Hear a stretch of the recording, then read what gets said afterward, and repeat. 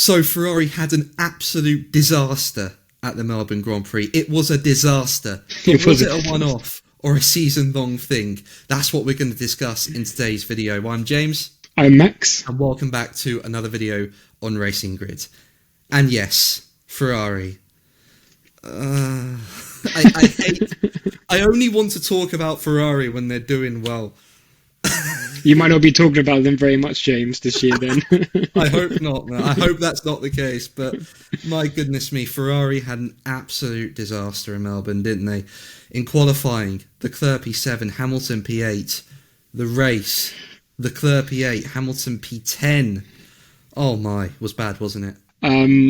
I think they got the strategy wrong. I think Ferrari got the strategy wrong. When that rain came, they stayed out a lap too late. Hamilton called it halfway through laps, guys. We stayed out. It's too wet now. We should have come in last lap. It's just, I feel so bad for them. It's just a nightmare scenario for them at the end. We know strategy has been an issue for Ferrari for a while. We certainly do. I know.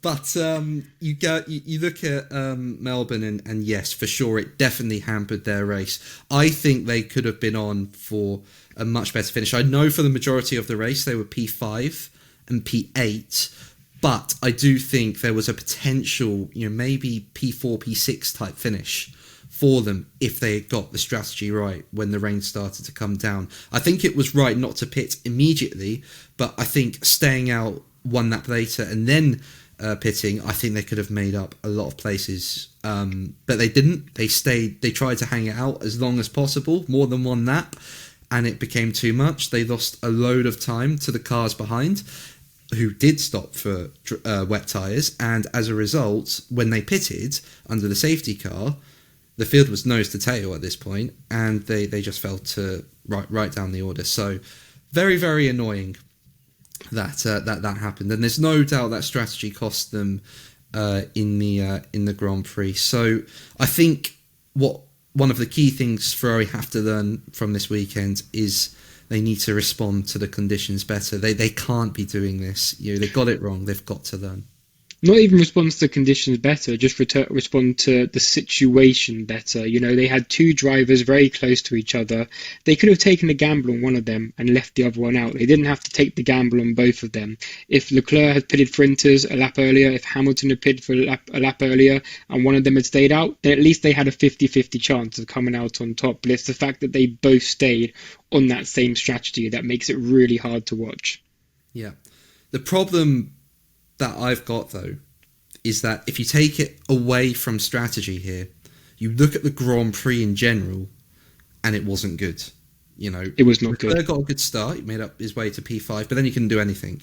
He was fast on the cars behind. He was, there were times when he could match the cars in front a little bit, but he wasn't able to make any kind of impression on them whatsoever. He fell right behind. So he was in no man's land for most of the race. He did. And then Hamilton was stuck behind your favourite team, Williams, for pretty much most of it. There were chances that he could try and get past Albon, but he just couldn't make it stick. And he was stuck in P8 for most of the race. So, forget strategy. Yes, if they got it right, it could have helped their chances more in the Grand Prix. But the fundamental problem, I think, in the Grand Prix was that the pace just was not there. And that is a real, real issue. But this is where I have a little bit of hope. A little bit of hope. Because there has been talk that Ferrari raised their car before qualifying. So in practice, they were really, really strong. They looked really, really good. But maybe their car was hitting the ground too much in the bumpy circuit. Wearing out the skid plank a bit, that risks disqualification. So you don't want that. So maybe they thought for qualifying, we've got to raise the car a bit to avoid this. We've gone too far. And it compromised performance. There's been talk. They did, absolutely. I mean, it could have been down to porpoising as well. Maybe they had a difficult ride height and just couldn't handle the stability of it. But maybe you're right. I mean, you're right. In qualifying, they were 4 tenths behind the McLarens. That is a big deficit to where they were the end of last season, where they were really giving them a run for their money. So let's hope that is the case and we can get Ferrari racing more competitively. But let's put that to one side.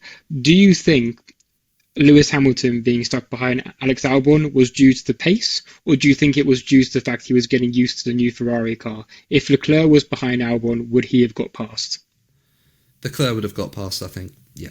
I think, and the reason I say that is because you look at Leclerc on Hamilton, he overtook him around the outside, zero issues whatsoever, and he made overtakes stick on other cars as well, did Leclerc. Hamilton struggled to do that. So I definitely think Leclerc would have been able to get past Albon. I think for Hamilton, this was a whole learning process for him. This whole Australian Grand Prix, you know, he was getting used to the car, he was getting used to driving the car in changeable conditions, and you know, I just think that contributed to him being stuck behind Albon. I think if Hamilton had been in a Mercedes he's familiar with, I think he would have got round Albon, you know, pretty quickly, or maybe not quickly, but he would have definitely got round him. But I definitely think part of the problem for Hamilton was he was learning. Well, we saw that Antonelli in Hamilton's old car did get past Alex Albon on that last lap. That's true. This is Antonelli's first season as well. You know, he's not driven well, no, of course he's driven a Formula One car before the season, but he's not driven competitively. No, exactly. Before this year, yeah, and P16 to P4. And this is something that's going to be, something that's going to be really interesting, of something that to unfold during the season, of has Hamilton made the right decision going to Ferrari this year? Has him going to Ferrari fueled up Mercedes to make a challenger car that's going to just absolutely destroy the Ferrari cars? I'm so interested to see how this season unfolds. I think, based off what I said earlier about the ride height situation, let's see. And the reason I hold on hope to the ride height situation is because it doesn't make sense that Ferrari were flying along in practice. They had good race pace. Leclerc was topping practice. And then you go to qualifying and they're nowhere. It doesn't really make sense. And it kind of makes sense if you attribute it to that fact. So that's what I'm holding on hope to. Were the other teams on higher fuel loads or lower power modes, though, in the practice sessions, because they didn't want the other teams? That's the thing, yeah.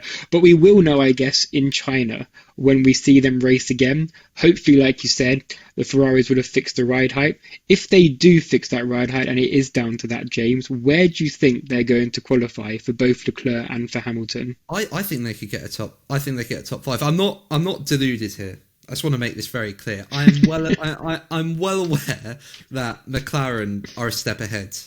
You know, I'm well aware that, you know, Verstappen feeling comfortable in a Red Bull is going to be ahead. Well, if Ferrari can pick it up, maybe not, because we know that Red Bull does have issues.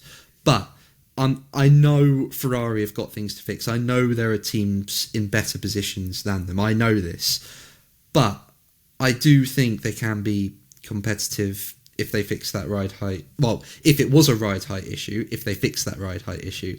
And if it was a ride height thing, the good news for Ferrari is that the China surface is considerably smoother than what Australia was. So hopefully they can get the car lower to the ground, unlock the potential that they want.